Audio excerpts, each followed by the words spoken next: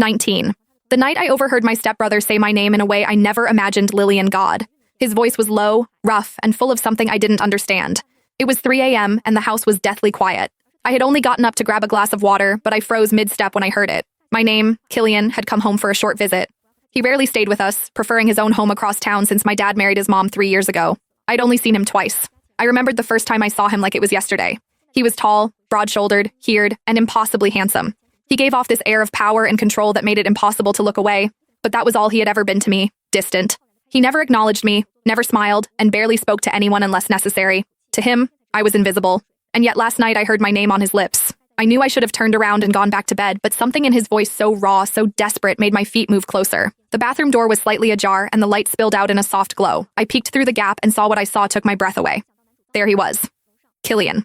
He was standing in front of the sink, shirtless, his muscles tense.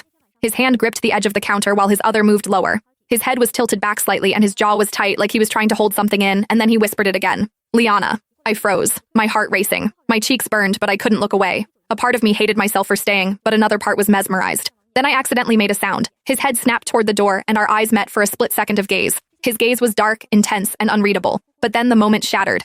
Get out! He barked, slamming the door shut.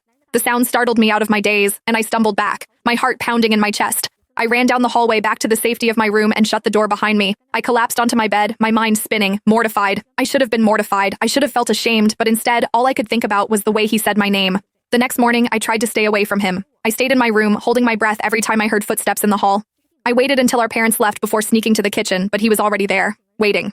He didn't say anything first. He just watched me, his piercing gaze making my skin prickle. Finally, he spoke.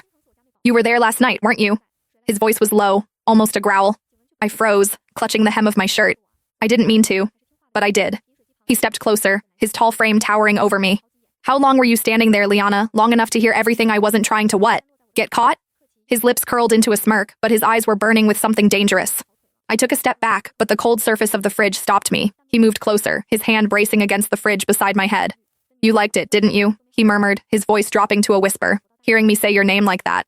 My breath hitched. Killian, please, I whispered, though I didn't even know what I was begging for. For a moment, his eyes softened, and I thought he might step back, but instead, he leaned in closer, his breath warm against my ear. I should walk away, he said, his tone low and dangerous. But every part of me wants to ruin you. Then, just as he had cornered me, he stepped back. His gaze lingered on me for a moment, dark and unreadable.